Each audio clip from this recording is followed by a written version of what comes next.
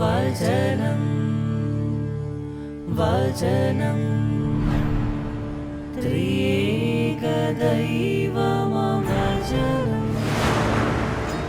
വചനം. വരാപ്പുഴ അതിരൂപതയിലെ മാടവന ദേവാലയത്തിൽ കഴിഞ്ഞ ദിവസം ഉണ്ടായൊരു സംഭവം നമ്മളെല്ലാവരും സോഷ്യൽ മീഡിയയിലൂടെ കണ്ടതാണ്. ജോഷി മയ്യാറ്റിലച്ഛൻ്റെ ഒരു ഫേസ്ബുക്ക് പോസ്റ്റ് നമ്മൾ വായിച്ചതാണ്. കഴിഞ്ഞ 3 ആഴ്ചയിലധികമായിട്ട് ഒരു ദിവ്യകാരുണ്യം സ്വീകരിക്കുന്ന കുട്ടിയുടെ നാവിൽ ഈശോ യഥാർത്ഥത്തിലുള്ള ഒരു മാംസമായിട്ട് മാറുന്നു. ഈശോ ജീവിക്കുന്ന ദൈവമാണെന്ന്, ജീവനുള്ള അപ്പമാണെന്ന് നമുക്ക് യഥാർത്ഥത്തിൽ ബോധ്യപ്പെടുത്തി തരുന്ന ഒരു സംഭവമായിട്ട് ഈ തലമുറയിൽ ഇത് വാഴ്ത്തപ്പെടുന്നത് ഒത്തിരിയധികം നമ്മളെ ചിന്തിപ്പിക്കേണ്ടതാണ്, ഒത്തിരിയധികം നമ്മളെ പ്രചോദിപ്പിക്കേണ്ടതാണ്. ഈ അവസരത്തിലാണ് ഇന്നത്തെ സുവിശേഷ ഭാഗം നമുക്ക് ഒത്തിരിയധികം ഹൃദയസ്പർശിയാകുന്നത്. ത്രസ് ക്യാന്തോസിലേക്ക് എല്ലാവർക്കും സ്വാഗതം. മിശിഹായിൽ സ്നേഹം നിറഞ്ഞവരെ, ഇന്നത്തെ നമ്മുടെ ധ്യാന ചിന്ത യോഹന്നാൻ്റെ സുവിശേഷം 6-ാം അധ്യായം 41 മുതൽ 51 വരെയുള്ള തിരുവചന ഭാഗങ്ങളാണ്. ഇന്നത്തെ സുവിശേഷത്തിൻ്റെ ഏറ്റവും വലിയൊരു പ്രത്യേകത എന്ന് പറയുന്നത് അവിടുന്ന് ജീവനുള്ള അപ്പമാണെന്ന് ഒരിക്കൽ കൂടി സമർത്ഥിക്കുകയാണ്. ഇന്നത്തെ സുവിശേഷത്തിലൂടെ കടന്നു പോകുമ്പോൾ പ്രധാനമായിട്ടും 3 ചിന്തകൾ നമ്മളെ സ്വാധീനിക്കും. ആ 3 ചിന്തകളിലൂടെ ഒരു ധ്യാന യാത്ര നമുക്ക് നടത്താം.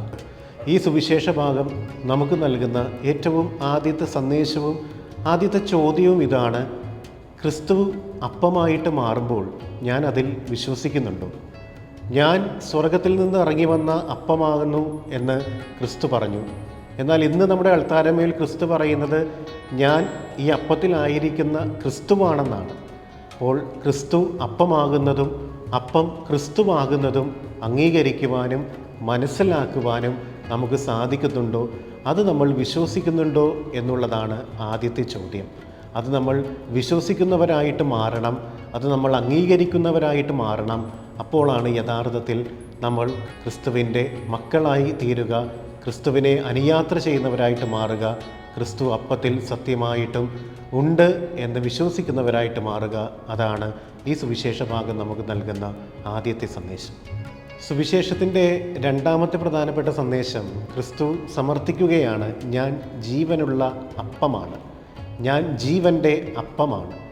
ഞാൻ ജീവൻ്റെ അപ്പമാണ് എന്ന് അവിടുന്ന് പറയുമ്പോൾ അതിൻ്റെ അർത്ഥം ആ ജീവൻ്റെ അപ്പം ഭക്ഷിക്കുന്നവരെല്ലാവരും മറ്റൊരു ജീവൻ്റെ അപ്പമായിട്ട് മാറാനുള്ളവരാണ് എന്നാണ്. നമ്മൾ ഓരോരുത്തരും മറ്റൊരു ക്രിസ്തുവായിട്ട് മാറാനുള്ളവരാണ്. അവിടുത്തെ പുൽകിയവർക്കും അവിടുത്തെ സമീപിച്ചവർക്കൊക്കെ അവിടുന്ന് ജീവനായിട്ട് മാറിയതുപോലെ, അവിടുന്ന് അപ്പമായിട്ട് മാറിയതുപോലെ നമ്മോട് ചേർന്നിരിക്കുന്നവരിലേക്കും നമ്മുടെ അടുത്തേക്ക് വരുന്നവരിലേക്കുമൊക്കെ ജീവനായിട്ട് മാറാൻ, ജീവൻ്റെ അപ്പമായിട്ട് മാറാൻ നമുക്കെല്ലാവർക്കും സാധിക്കണം.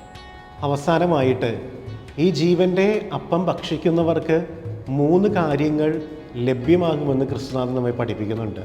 ഒന്നാമതായിട്ട് അവർക്ക് വിശക്കത്തില്ല, 2ാമതായിട്ട് അവർക്ക് ദാഹിക്കത്തില്ല, 3ാമതായിട്ട് അവർ മരിക്കത്തില്ല എന്നാണ് പറയുക. വിശപ്പും ദാഹവും മരണവുമില്ലാത്തൊരവസ്ഥ, അത് ഭൂമിയിൽ ഒരിക്കലും കാണാവുന്ന ഒരവസ്ഥയല്ല എന്ന് നമുക്കറിയാം. അപ്പോൾ അത് ഉറപ്പായിട്ടും സ്വർഗത്തിലെ ഒരവസ്ഥയാണ്. ഈ അപ്പം നമ്മൾ ഭോജ്യമാക്കുമ്പോൾ, ഈ രക്തം നമ്മൾ പാനീയമാക്കുമ്പോൾ നമ്മൾ സ്വർഗത്തിലായിരിക്കുന്ന അവസ്ഥയിലേക്ക് ഉയർത്തപ്പെടുകയാണ് ചെയ്യുക, ഈ ഭൂമിയിലായിരിക്കുമ്പോൾ തന്നെ. അപ്പോൾ സ്വർഗത്തിൻ്റെ ഒരു മുന്നാസ്വാദനം നമുക്ക് ഈ ഭൂമിയിൽ ലഭ്യമാകുന്നത് നമ്മൾ ഈ അപ്പം ഭക്ഷിക്കുകയും രക്തം പാനം ചെയ്യുകയും ചെയ്യുമ്പോഴാണ്. അതുകൊണ്ട് തന്നെ സ്വർഗം നമുക്ക് നൽകുന്ന ഈ ഒരു അപ്പത്തെയും ഈ ഒരു വീഞ്ഞിനെയും ഈശോയുടെ ശരീരവും രക്തവുമായിട്ട് നമ്മൾ സ്വീകരിക്കുമ്പോൾ നമ്മൾ സ്വർഗവാസികളായിട്ട് ഈ ഭൂമിയിൽ ജീവിക്കുന്നവരായിട്ട് തീരും. അങ്ങനെ നമ്മുടെ കൂടെ ആയിരിക്കുന്നവർക്ക് ഒരു സ്വർഗീയ അനുഭവം കൊടുക്കുവാനായിട്ട് നമുക്ക് സാധിക്കട്ടെ. ഈ സുവിശേഷ ഭാഗം നമുക്ക് നൽകുന്ന 3 സന്ദേശങ്ങളിലേക്ക് ഒരിക്കൽ കൂടി നിങ്ങളെല്ലാവരെയും ക്ഷണിക്കുകയാണ്. ആദ്യമായിട്ട് ഈ അപ്പത്തിലും വീഞ്ഞിലും വിശ്വസിക്കുന്നവരായിട്ട് നമ്മൾ മാറണം. 2ാമതായിട്ട് ജീവനുള്ള അപ്പം നമ്മൾ ഭക്ഷിക്കുമ്പോൾ നമ്മളുടെ ചുറ്റുമുള്ളവർക്ക് ജീവനുള്ള അപ്പമായിട്ട് നമ്മൾ മാറണം. 3ാമതായിട്ട് ഈ അപ്പം നൽകുന്ന ഏറ്റവും വലിയ ഗുണങ്ങളായ മരണവും ദാഹവും വിശപ്പുമില്ലാത്ത ആ ഒരു സ്വർഗീയ അനുഭവത്തിലേക്ക് നമുക്കെല്ലാവർക്കും ഉയർത്തപ്പെടാനായിട്ടും സാധിക്കണം. ദൈവം നമ്മളെല്ലാവരെയും അനുഗ്രഹിക്കട്ടെ എന്ന് ആത്മാർത്ഥമായിട്ട് പ്രാർത്ഥിക്കുന്നു. ദൈവത്തിന് നന്ദി.